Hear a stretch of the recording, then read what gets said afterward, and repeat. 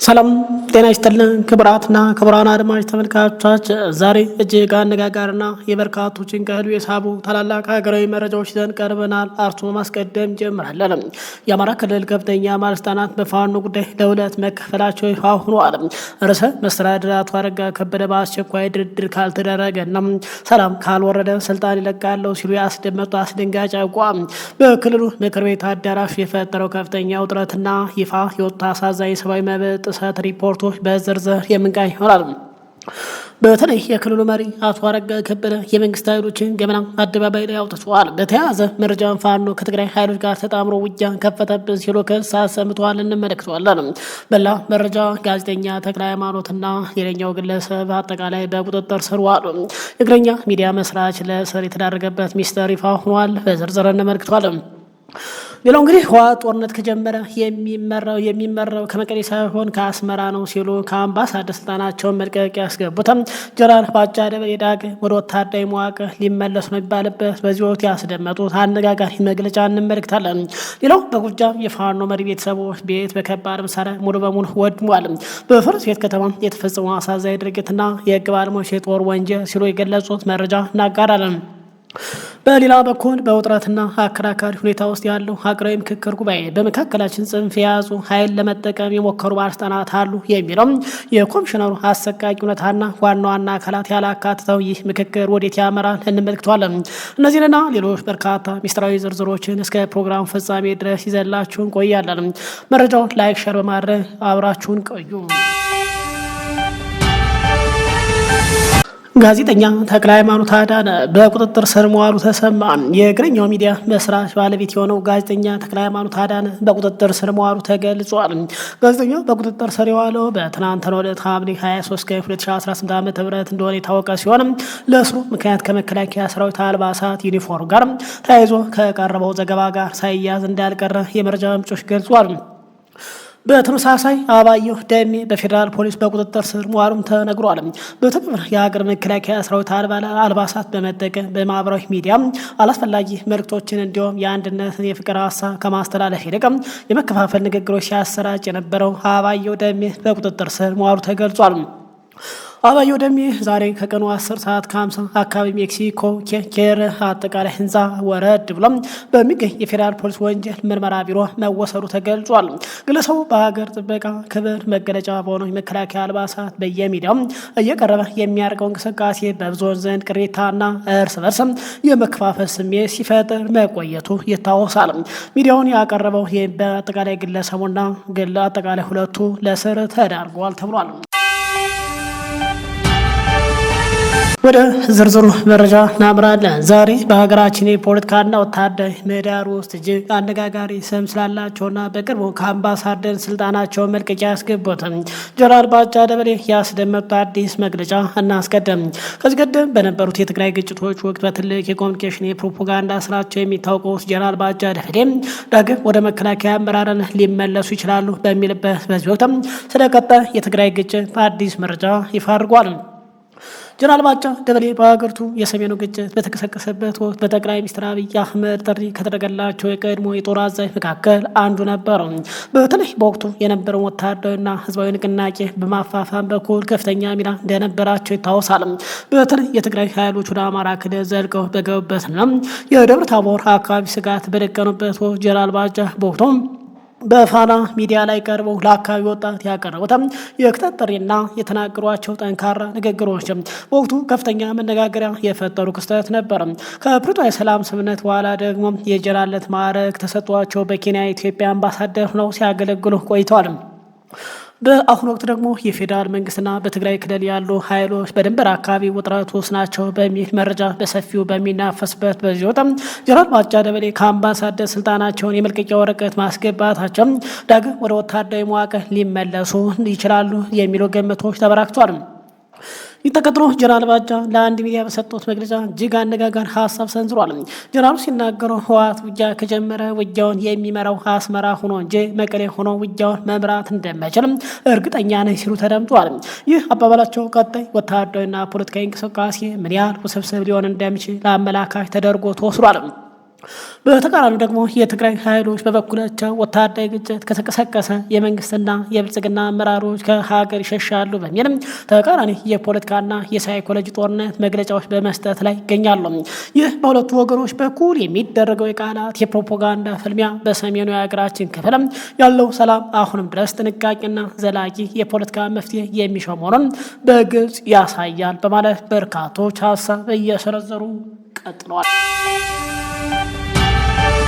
ዛሬ በአማራ ክልል ምክር ቤት 12ኛ መደበኛ ጉባኤ ላይ የተከሰተው እጅግ አነጋጋሪ ሁኔታዎችና የተሰሙ አስደንጋጭ መረጃዎች እየወጡ ቀጥለዋል። በአንድ በኩል የምክር ቤቱ አፈ ጉባኤ ወይዘሮ ፋንቱ ተስፋዬ ከፋኖ ጋር ሰላማዊ ውይይት ማድረግ ነው የሚበጀው ሲሉ የሰላም ጥሪ አቅርበዋል። በሌላ በኩል ደግሞ በምክር ቤት አዳራሽ በባለስልጣናት መካከል ብርቱ ክፍፍል መፈጠሩና ርዕሰ መስተዳድር አቶ አረጋ ከበደ በግጭቱ አውድ ውስጥ ለደረሱ አሳዛኝ የሰብአዊ መብት ጥሰቶች ይፋ ያደረጉት አዲስ መረጃ ዛሬ አዳራሹን እያነጋገረ ቀጥሏል። በዛሬው ዕለት በተካሄደው የክልል ምክር ቤት 6ኛ ዙር 5ኛ ዓመት የስራ ዘመን 12ኛ መደበኛ ጉባኤ ላይ ንግግር ያደረጉት አፈ ጉባኤ ፋንቱ ተስፋዬ በክልሉ ያለው ግጭት የመልማት አቅምን እጅጉ እየጎዳው መሆኑን ገልጿል። አፈ ጉባኤ አክለውም ዲሞክራሲን ብቻውን ያለ ልማት ማሰብ ባዶነት ወይም ህልም ነው ሲሉ ጠቁመው ጥላቻ ተቃርኖች በሰላማዊ ውይይት ብቻ መፈታት እንዳለባቸው አስገንዝበዋል ተባለ። ይሁን እንጂ ይህ የሰላም ጥሪ በምክር ቤቱ አዳራሽ ባሉ ባለስልጣናት መካከል ከፍተኛ ክርክርና ስብራት መፍጠሩ ተሰምቷል። መረጃው እንዳመላክተው ርዕሰ መስተዳድር አቶ አረጋ ከበደን ጨምሮ በርካታ አመራሮች የፌዴራል መንግስት በፍጥነት ከፋኖ ኃይሎች ጋር የተጨበጠ ድርድር በማድረግ ክልሉን ወደ ሰላማዊ መንገድ ማሸጋገር አለበት፣ በውጊያ መፍትሄ ማምጣት ፈጽሞ አይቻልም የሚል አቋም ሲያንጸባርቁም በተቃራኒው የክልሉ ምክትል አብዱ ሁሴንና ጥቂት የማይባሉ አመራሮች ደግሞ ውጊያው መቀጠል አለበት በሚል መከራከራቸው አዳራሹ ለሁለት ከፍሎ ውጥረት ነግሶ ነበር ተብሏል። ይህን ተከትሎ ርዕሰ መስተዳድር አቶ አረጋ ከበደ ክልሉን እየወደመ መሆኑን በመግለጽ ተጨማሪ ተጨባጭ ድርድር ተደርጎ ሰላም የማይወድ ከሆነ እስከ ስልጣን መልቀቅ የሚያደርስ አቋም እንደሚወስድ በይፋ መናገራቸው ተሰምቷል። መንግስት በመጀመሪያ አካባቢ በጥቂት ሳምንታት ትጥቅ አስፈትቼ የህግ ማስከበር ስራዬን አጠናቅቃለሁ ብሎ የጀመረው የግጭት ዛሬ ላይ የበርካታ ዓመታት ረጅምና አውዳሚ ውጊያ ሆኖ ቀጥሏል ተብሏል። በዚህ ግጭት ውስጥ ከፍተኛ ድሮኖች፣ ጀቶችና ከባድ መሳሪያ ጥቅም ላይ የዋሉ ሲሆን ከሁለቱም ወገን በሺህ የሚቆጠር የታጠቁ ኃይሎች ህይወት ማለፉና በርካታ ለዘላቂ አካል ጉዳት መዳረጋቸው ይነገራል። ከዚህ ባሻገር በውጊያው አውድ ውስጥ የሚገኝ ንጹሐን አዛውንትና ህጻናት ህይወት ገበር ሆነዋል ተብሏል። በአርሶ አደሩ መንደር አካባቢ ተኮስ ከባድ መሳሪያው የማህበረሰቡን ሰላማዊ ህይወት ሙሉ በሙሉ አበላሽቶታል። ወደ ሰብአዊ መብት ጥሰቱ ስንመለስ ደግሞ ቀደም ሲል የኢትዮጵያ ሰብአዊ መብት ኮሚሽን ኢሰመኮ ባወጣው መረጃ በክልሉ በርካታ ሴቶች የጾታ ጥቃት እንደደረሰባቸው ይፋ ማድረጉ ይታወሳል። ታዲያ ከዚህ ቀደም የክልሉን 95% ተቆጣጥረናል የሚሉ መግለጫዎች ሲሰጡ ቢቆዩም ርዕሰ መስተዳድር አቶ አረጋ ከበደ የክልሉን የእቅድ አፈጻጸም ሪፖርት ለምክር ቤት ባቀረቡበት ወቅት አዲስና ህሊናን የሚረብሽ መረጃ ይፋ አድርገዋል። ርዕሰ መስተዳድር በሪፖርታቸው በግጭቱ አውድ ውስጥ በርካታ ህጻናት የጾታ ጥቃት እንደደረሰባቸው በይፋ ገልጿል። እንደ አቶ አረጋ ገለጻ ከሆነ የጥቃቱ ሰለባ የሆኑ 900 ህጻናት ጉዳያቸው በችሎት የታየ ሲሆን በጎንደር፣ በባህር ዳር፣ በደሴ ከተሞች ለተጎጂ ህጻናት ማገገሚያ የሚሆን ማዕከላት ማቋቋማቸውን ይፋ አድርጓል። ይሁን እንጂ በግጭት ምክንያት በጥቅሉ ምን ያህል ንጹሃን ለዚህ ጥቃት እንደተዳረጉ ሙሉ መረጃ አልገለጹም። በዛሬው ምክር ቤት ሙሉ ደግሞ የተሰሙ መረጃዎች የሰላም ጥሪዎች በክልሉ ያለው ሁኔታ ወታደራዊ አማራጭ ሳይሆን አስቸኳይ ፖለቲካና የሰላም ውይይት እንደሚፈለግ በግልጽ የሚያሳዩ ናቸው። የንጹሃን ዜጎች የህፃናት ሰለባነት በአስቸኳይ ሊቆም የሚገቡ ዋና ዋና ጉዳይ ነው። አቶ አረጋ በሰጡት መረጃ በክልል ውስጥ የተሰማሩ የጸጥታ ኃይል በህዝቡ ላይ በደል መስራቱን ገልጸው በፍጥነት ድርድር ይደረግ በቃ ሲሉ በምሬት ገልጸዋል ተብሏል። አቶ አረጋ አያይዘው በሰጡት መረጃ አሁን የፋኖ ኃይሎች ከትግራይ ኃይሎች ጋር በጋራ በመሆን ውጊያ ከፍተውብናል በማለት ገልጸው ከዚህ በፊት አማራ ህዝብ ላይ ጥቃት ይፈጽም ከነበረ ኃይል ጋር አሁን የፋኖ ኃይሎች ጥምር በመመስረት በብልጽግና ላይ ከባድ ውጊያ ከፍተውብናል። ስለዚህ ህዝቡ ሊያግዘን ይገባል በማለት ገልጸው ከዚህ በተጨማሪ የክልሉ ባለስልጣናት ከውስጥ ሆኖ ፋኖን የሚያግዝ በዝቷል በማለት አሁን የክልሉ ባለስልጣናት በርካቶች የፋኖ ደጋፊ መሆናቸውን አቶ አረጋ መድረክ ላይ ተናግሯል። ሌላው የክልሉ ባለስልጣናት ከፋኖ ጋር ድርድር ይደረግ እያሉ ባለበት ሰዓት በጎጃም መንግስት የፋኖ መሪ ቤተሰቦች ቤታቸውን በከባድ መሳሪያ ሙሉ በሙሉ ማውደሙ ተሰምቷል። ከአካባቢ ከወጡ መረጃዎች ለመርዳት እንደተቻለው በምዕራብ ጎጃም ዞን ፈረስ ቤት ከተማ ቀበሌ 02 የሚገኝ የፋኖ ወታደራዊ መሪ የሆኑት የሻለቃ ዝናቡ ልንገረው ወላጆች መኖሪያ ቤት ሙሉ በሙሉ በከባድ መሳሪያ እንዲወድም ተደርጓል ተብሏል። ይህ መኖሪያ ቤት የወላጆቻቸው ማህበራዊ ህይወትና ኑሮ መሰረት የነበረ ሲሆን በተከሰተው የከባድ መሳሪያ ድብደባ በቤት ውስጥ የነበሩ ቁሳቁሶችና ጠቃሚ ንብረቶች ሙሉ በሙሉ መውደማቸው ተገልጿል። አካባቢ ላይ የሚገኝ ዓይን እማኞች እንደተናገሩት በዚሁ ድርጊት ላይ የአካባቢ ካድሬዎችና የሚሊሻ አባላት ተሳትፏል የሚል ክሶች እየቀረቡ ይገኛሉ። ይህንን አጋጣሚ ተከትሎ ያነጋገርናቸው የህግ ባለሙያዎች በየትኛውም የወታደራዊ ግጭት አውድ ውስጥ ከውጊያ ቀጠና ውጭ የሚገኝ ሰላማዊ ዜጎች ሀብትና ንብረት ማውደም በዓለም አቀፍ የጄኔቫ የጦር ስምምነት ጄኔቫ ኮንቬንሽን መሰረት በጥብቅ የተከለከለና በጦር ወንጀልነት የሚያስጠይቅ ድርጊት መሆኑን አብራርተዋል። ባለሙያዎች እንደሚሉት በግጭት ወቅት የወታደራዊ አስፈላጊነት መርህ ቢኖርም የሰላማዊ ዜጎች መኖሪያና ንብረት ከማንኛውም ወታደራዊ ጥቃት የተጠበቀ መሆን እንዳለበት ህጎች ያስገድዳሉ ተብሏል። በፈረስ ቤት ከተማና በአካባቢ የሚገኝ በርካታ ሰላማዊ ዜጎች በድርጊቱ ላይ ያላቸውን ጥልቅ ቅሬታ በመግለጽ ላይ ይገኛሉ። ይህ አይነት የንብረት ውድመት በማህበረሰቡ መካከል ያለው እምነት የሚሸረሸር ቁስልን የሚያሰባብ መሆኑ የመንግስት አካል ለጉዳዩ ትኩረት ሰጠ የተከሰተውን ድርጊት በአግባቡ ማጣራት እንዳለባቸው ጥሪ አቅርበዋል። በአማራ ክልል ላለፉት ዓመታት የዘለቀው ግጭት በዜጎች ማህበራዊና ኢኮኖሚያዊ ህይወት ላይ እያደረሰ ያለው ጉዳት እጅግ አሳሳቢ ደረጃ ላይ መድረሱን በርካቶች ገልጸዋል። የሀገራዊ ምክክር ጉባኤ ከተያዘለት የጊዜ ሰሌዳ በላይ ሊወስድ ይችላል ተብሏል። በአንድ ወር ጊዜ ውስጥ ይጠናቀቃል ተብሎ የነበረው የሀገራዊ ምክክር ጉባኤ በተያዘለት የጊዜ ሰሌዳ መሰረት እየሄደ አለመሆኑ የኢትዮጵያ ሀገራዊ ምክክር ኮሚሽን በይፋ ገልጿል። እስካሁን በጉባኤው የተጠናቀሩ አጀንዳዎች ከሚቀጥለው ሳምንት ሰኞ ጀምሮ 500 ተመካካሪዎች ለሚይዙ 8 ቡድኖች እንደሚቀርብ ኮሚሽኑ አስታውቋል። ከሁለት ሳምንታት በፊት ሐምሌ 8 2018 በይፋ የተከፈተው ሀገራዊ ምክክር ጉባኤ አጠቃላይ ሂደቱ ይወስዳል ተብሎ የተገመተው ጊዜ 3 ሳምንታት ነበር። የኢትዮጵያ ሀገራዊ ምክክር ኮሚሽን የጉባኤው መጀመሪያ ቀን ለማብሰር ባለፈው ሰኔ ወር በሰጠው መግለጫ ላይ ይህንኑ የጊዜ ሰሌዳ ይፋ አድርጓል። ሆኖም ጉባኤው ሲጀመር አጠቃላይ የምክክር ሂደት የሚወስደው ጊዜ 1 ወር ያህል እንደሚሆን ተገልጿል። በንዑስ ቡድን ተከፋፍለው በ8 ዋና አጀንዳዎች ላይ ሲመካከሩ የቆየው ተሳታፊ የወሰዱት ጊዜ አስቀድሞ ከታሰበው የዘገየ እንደሆነ ከኮሚሽን ኮሚሽነሮች አንዱ ሆኖት አቶ ሙሉጌታ አጎ ለኢትዮጵያ ኢንሳይደር ዛሬ ገልጿል። ባስቀመጥነው የጊዜ ሰሌዳ እየሄደ ነው የሚል እምነት የለኝም ያሉት አቶ ሙሉጌታ እስካሁን ያለው የጉባኤ ሂደት በጊዜ ሰሌዳው በተቀመጠ ልክ እየሄደ አለመሆኑን ገልጿል።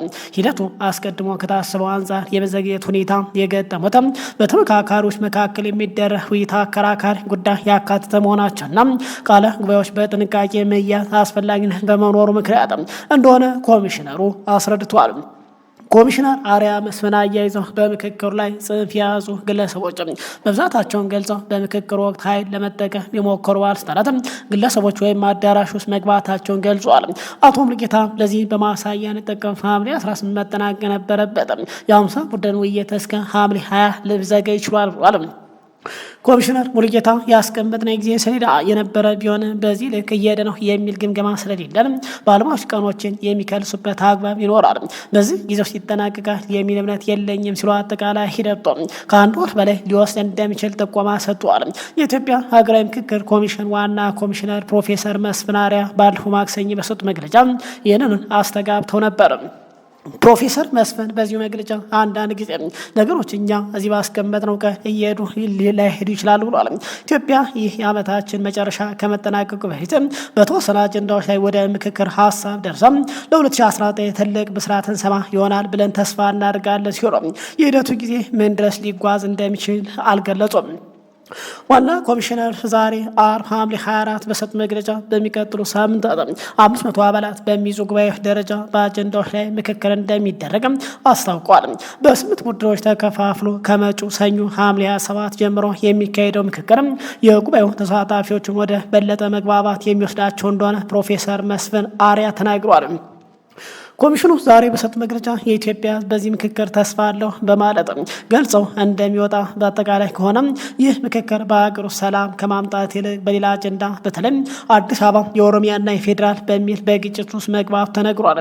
በተለይ ምክክሩ በርካታ ኃይሎች መግፋቱን ተከትሎ በርካቶች ይህ ምክክር ከድግስ ያለፈ ነገር አይኖረውም በማለት በመግለጽ ላይ ናቸው።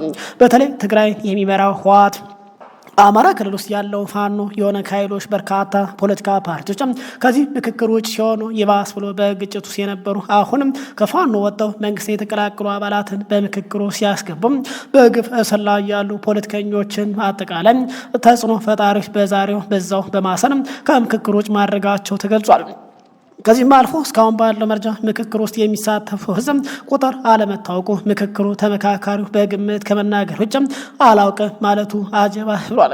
ክቡራን አድማጭ ተመልካቾቻችን እንግዲህ በእርግጥ የኢትዮጵያ ህዝብ ምክክሩን ተስፋ ያደርጋል ወይም ለመሆኑ ይህንን ሁሉ ያላካተተ ምክክርስ በተለይ ደግሞ ትግራይን እያስተዳደረ ያለው ህወሓትን በአማራ ክልል ውስጥ በርካታ ግዛቶችን የሚያስተዳድረው ፋኖን በኦሮሚያ ክልል እየተዋጋ ያለው የሆነ ኃይሎችን በርካታ ፖለቲካ ፓርቲዎችንም እንዲሁም ደግሞ ተጽዕኖ ፈጣሪዎች በተለይ ደግሞ እንደነ ክርስቲያን ታደለ የመሳሰሉት በታሰሩበት ሁኔታ ከዛም አልፎ እንግዲህ በአንድ በኩል ምክክር ውስጥ በሌላ በኩል ደግሞ በድሮን ታግዞ ጦርነት ውስጥ በእርግጥ ምክክር ለውጥ ያመጣ ይሆን ሲሉ በርካቶች እንግዲህ ጥያቄ እየጠየቁ ይገኛሉ። በተለይ ደግሞ ምክክሩ እየተደረገ ባለበት ሰዓት በአማራ ክልል በድሮን ታግዞ ውጊያ እየተደረገ ይገኛል። በትግራይ ክልልም ደግሞ እንዲሁ ጦርነት ለመጀመር ግፋ እየተባለ ባለበት ሰዓት እንግዲህ አዲስ አበባ ምክክር እየተደረገ ነው። በሌሎች ደግሞ ቦታዎች ላይ የጦርነት ድሰቀው ተጠናክሮ ቀጥሏል። በእርግጥ ከዚህ ምክክር ምን ይጠበቃል? በዚህ ጉዳይ ላይ የራሳችሁን ሀሳብ እንድታጋሩ በአክብሮት እየጋበዝ በሌላ አዳዲስ መረጃ እስክንገናኝ በያላችሁበት ሰላም ቆዩ።